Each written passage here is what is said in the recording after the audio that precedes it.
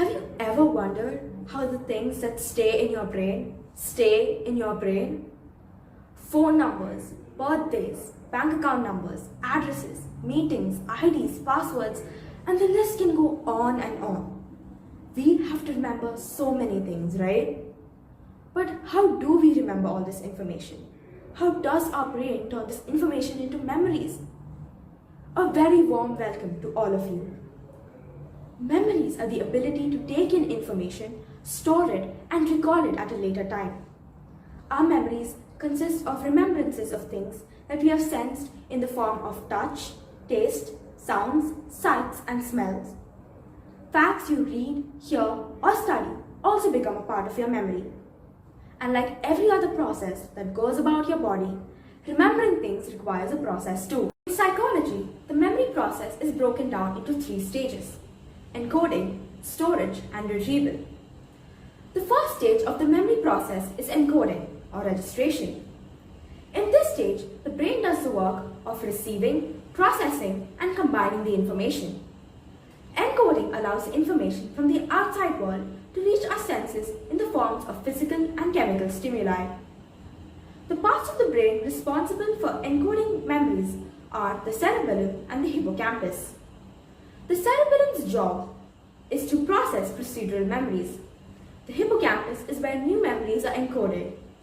The amygdala helps determine what memories to be stored and plays a part in determining where the memories are to be stored based on whether we have a weak or a strong emotional response to the event. Storage is the second stage of the memory process where information is maintained over periods of time. This concerns the nature of memory stores, that is, where the information is held, how long the memory lasts for, how much can be stored at any time, and what kind of information is held. It is basically the creation of a permanent record of the encoded information. Scientists believe that the memories formed by the hippocampus are stored in various areas of the cerebral frontal cortex, which is a larger outer area of the brain, more commonly known as grey matter. And the third and the final stage, the stage of retrieval. The calling back of stored information in response to some cue of use in a process or activity. We must locate the memory and return it to our consciousness. It is a prefrontal cortex that signals for the retrieval of memories. Some retrieval attempts might be effortless due to the type of information.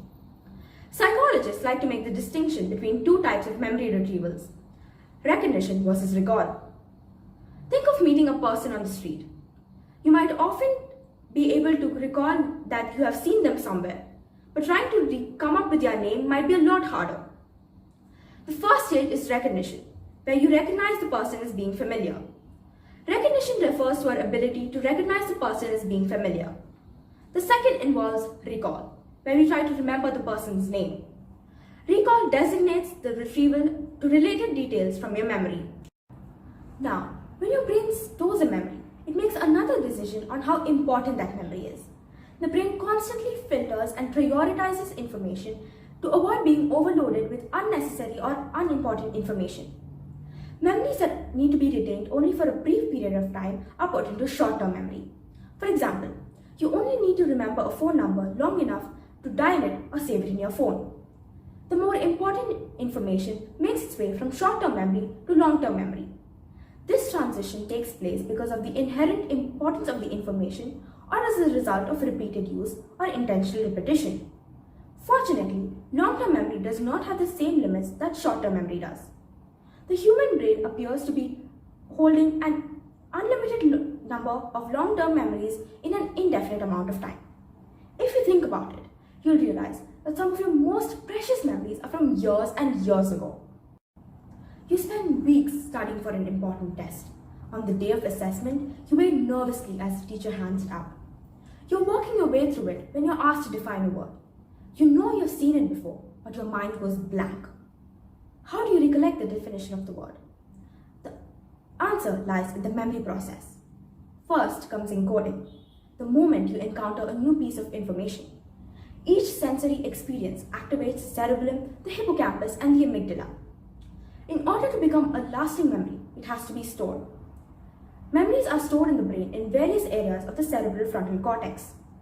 Later, these memories are retrieved when signals sent by the prefrontal cortex trigger these memories, and you recollect the definition of the word. And that's how you remember what you know.